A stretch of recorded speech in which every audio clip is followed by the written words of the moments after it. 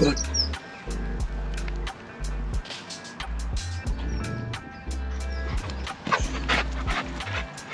Ready? Ready? Go on. Go on. Good morning, guys. Welcome back to the channel. It's your boy James here. It's currently Monday. Obviously starting the week as every day normally starts with a walk with Mr. Odin, who last week he was a bit unwell, had a bit of a tummy ache, was a bit run down and just not himself, but he seems to have come back twice as strong because he's just been mental the last few nights. I'd gone absolutely crazy barking. It's been full of energy, which is annoying but also great to see. He's back to his usual self. And it's just started raining, so I have to make this short and sweet. As you can tell by the title, I'm going to be seeing if I can squat double my body weight again.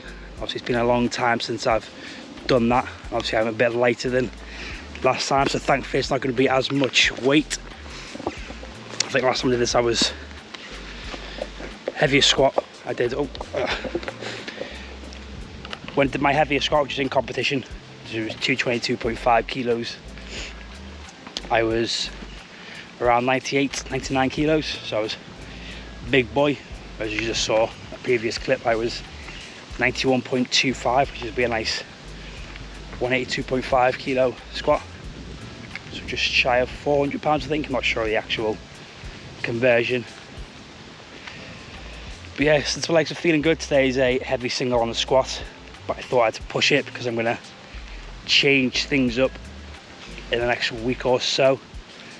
Because I'm currently... Hey Google, how many weeks until the 25th of November? There are 18 weeks and 5 days from the 17th of So yeah, July. 18 weeks out, I think. So I'll wait till I'm 16 weeks out, another almost 3 weeks, and then I will change things up, so that's enough to get one more SBD cycle done, the 5-3-1, and then maybe to skip to more sort of volume and power stuff. But gotta get this camera off because the rain's starting to come down heavy, and I hope there's no thunderstorms because I'm in the middle of a field.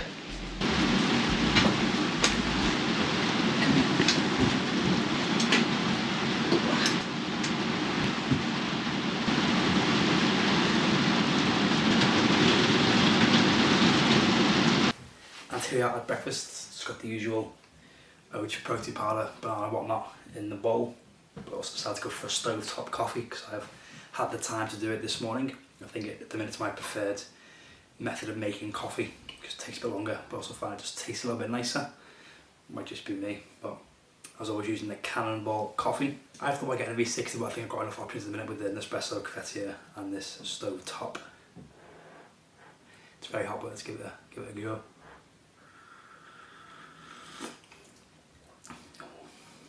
Nice, very nice coffee. Recommend trying them out. I'll put their link below. I haven't got a discount code yet, but that's something I'm working towards. And the wind cleans behind me, you wonder what that noise is. So this is a bit embarrassing, not embarrassing, but first time talking the camera with someone in the vicinity. Although if you've just seen the last vlog, the farmer's market, I was vlogging in public for the first time in a while, so that was good to break that seal. But yeah, gonna enjoy this, get back to editing.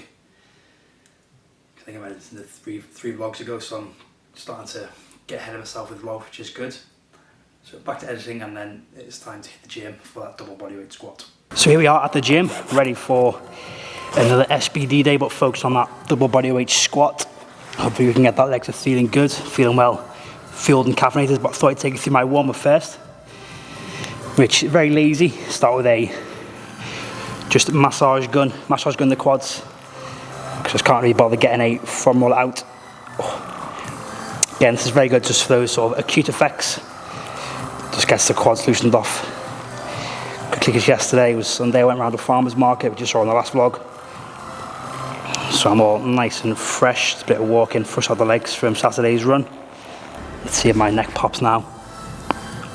That's what I call 1990s, so hand support to start with, just drop your knees inside. Another pop. And do the same again, but no supports. Lean forward to get a bit more of a stretch on the glutes. Again, cross, lean. This is a bit tough if you've got tight hips, so always start with the leaning back hand supported variation. Feel right into a pancake stretch. Got this from Clock Off, so spread the pancake. feet as wide as you can get them. Lean forward as low as you can. Literally, imagine it spreading the pancake. Well, it's a little twist. The opposite hand touching the outer opposite foot. I find it just gets a bit more of a stretch on the obliques into that sort of QL joint, that lower back. And then into some upper back and lat mobilization. So what I'm going to do is reach forward with one hand, sit back until you feel a stretch in the lat. And then from there, twist through. You can feel this in the lat on this stretch as you twist through into the upper back and trap area.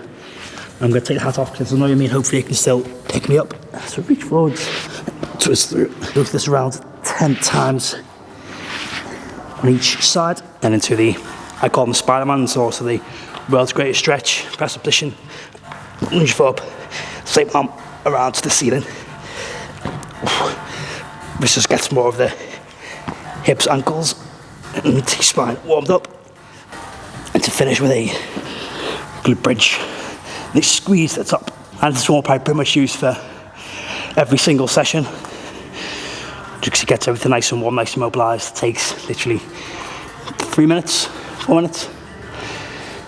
And I'm ready to get under the bar after I do some more shoulder mobilisation, which you've seen before, so I'm not going to show you again. Just in the side and rear delta in the traps. We are back at the usual rack. I don't know about you, but ours are my favourite rack I like to squat from. This being the rack in question. Just because it just makes it, I just feel comfortable anywhere else. I just feel out of place, especially the one next to me because that's got a bit of a divot in the floor. But hopefully going to work up to that double body weight squat. I feel like I've had a little bit much caffeine today, so that's a bit jittery, jabbering. Also maybe because I'm a bit nervous to try and go for that double body weight squat because it's been well over a year since I've last squatted that heavy. Now, back when I was a powerlifter, or thumbs level one, I always used to skip 100 kilos. I used to go 70, 120, so on and so forth. But it wasn't until I did 100 kilos that I actually started feeling better, because obviously that extra 50 was quite a big jump. The 100 is just a nice sort of gap between. But obviously I'm someone who tends to do quite a lot of warm-ups. Some might say it's excessive, but it is what I did for years, and up until that freak muff-up injury. I've never been injured since then, but maybe that was still warm-ups, I don't know. But it certainly plays a factor, so spend your time warming up and you should be injury-free. Now, a few weeks ago I would have put my sleeves and belt on because I used to be obviously warmed up from injury and my legs weren't conditioned to run and lift heavy. But now I've stopped being a little baby about it because it felt hard and all that. As a good rule of thumb, you want to start putting your sleeves and belt on once you reach around 80%. So when I get to like 145, 150, that's when I'll put my sleeves and belt on. It's getting serious now, the knee sleeves are going on. Next set is 155. Still feeling pretty good, pretty smooth. Shoulders a bit sore, but it is what it is. It's only one rep. Oh, sweaty knee sleeve season, man.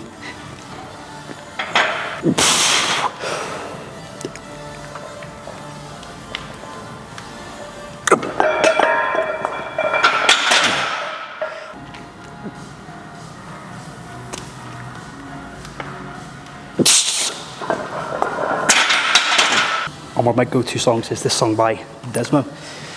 It's called Ragnar Lothbrok. Again, I'm a fan of Vikings. I think that's going to show. So, hide my face. That's going to show on screen. Yeah, very good. Very sort of rocking, sort of dance-heavy bit of rock. It's just mature. It's just a very good hype song. You just got to wait to the drop before you squat or start any top set, and that is an unwritten rule.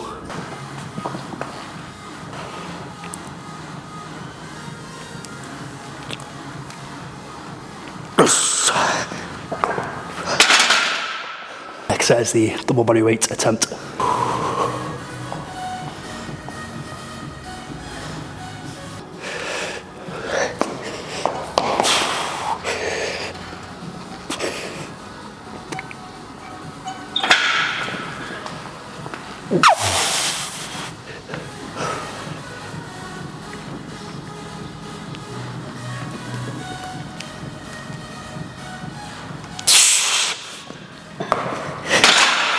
sitting. Oh my days. I have to watch that back, but that felt pretty solid. I have to watch that back, that felt a little bit on the high side, but pretty happy with how it felt on the body, on the legs. Shoulder wasn't too sore, felt like it was in a good position, so I made up, as you can tell by that celebration. Now time to warm up for bench, which is a heavy single, and then heavy 5 deadlift. And I have just over an hour and 20 minutes to do so. Also, before I do move on to benching, I put a post out the other day on my short about using the squat pad when squatting. Getting a bit of a skip one with Theo Von. Let's knock that off. Nope. Still going. About how you're going to get judged using the squat pad. But there's actually more reason to it than people judging you. When you do squat with the pad on the bar, it's going to sit higher up on the neck, which is going to force you to lean forwards more, putting a bit more pressure into that lower back. And obviously, depending on limb and lever length, you will have a slight lean forward, and also with the pad, it will not sit close to the body. So it'll sit like inch or so above and leave you a bit unstable. Or as you can see, I'm not going to do a proper squat, but you should be able to see from here in terms of where the bar is and where the pad is. If I move that arm down, see, it's a good sort of inch or so there. Again, it's already feeling quite unstable, and it's sitting on my neck, forced me to almost crank my neck forwards, put on my spine a bit more of a stress position. Already that feels just not nice at all. So if you are someone who reaches for the pad when you squat, I suggest you don't. And if you are someone who reaches for the pad, you're either having the bar in the wrong position, it's either too high up on the neck here, so you want to bring it down to the meaty part of your traps, really squeeze those together, resting on there. So obviously the closer you have your hands, tight to be able to get the upper back. Obviously my shoulders, and just like I can't get mine too close, that's where the bar should rest. And secondly, which as you can see from me at the minute, is I lack the proper mobility to get my hand around the bar in the position. So there's two things cause you to reach for the pad. Bar's in the wrong place, and you lack that shoulder, elbow, and wrist ability to get it in the proper position. So work on those, and you'll find you're able to back squat properly with the bar, no problem. Or if you don't want to back squat, there are plenty of other alternatives for squatting, like goblet squats, front squats, even a safety bar squat. Have that bar on your back, but in a much safer position. So yeah, next time you reach for the pad, don't. Or if someone else is using the pad, go and have a nice little word with them and just say, look, don't use it, there's all these issues and whatnot. Now time to bench. To not make this video too long, I thought I'd just show my top set of bench and deadlift.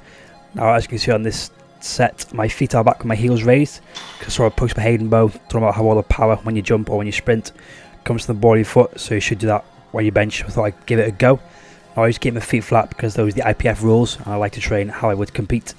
But I made it in a different federation if I do compete again, which will allow your heels up.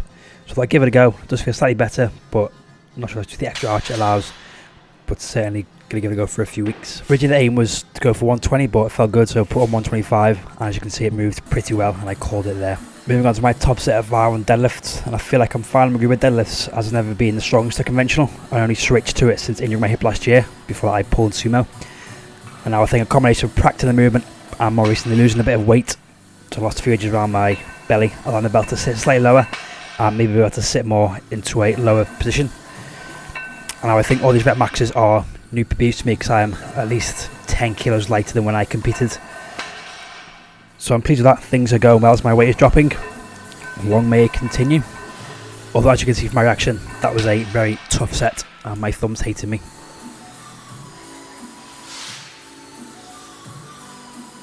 And that is the end of the session. Finish a bit of rows and some core work, which is just roll out and line leg raises to get those abdominals. I want to work on that low abs to get them popping for when I lose a bit more body fat and get trim. I want to look good on camera when I'm competing. But good session, hit some good numbers. Squat, yeah, I'm very happy with that. That's a comeback PB. So bench 120, 125. So again, good, albeit touch and go, but still good for that, since I'm only benching once a week now. It's my barbell benching once a week. And deadlift's 180 for 5. It's not sure if that's a 5 round, might be, especially for conventional, but I have to look back over numbers and that. But got 5 minutes ready to coach. I'm going to try and wolf this down, rice and chicken, and also got a little Reese's overload. And that's going to, whether that's king size for 3 pieces, to give it a try on camera just to prove I do eat these foods. Well, I've just filmed a day of eating, which was 1 or 2 videos ago. Yeah, look at that. That's good. Bits of pretzel in there, bits of chocolate. A lot of salt which is needed after training, as I always say. But anyway, I'm going to enjoy this. If you ever enjoyed this video, hit the like button. If you are new, hit that subscribe. As always, I will catch you in the next one. Peace.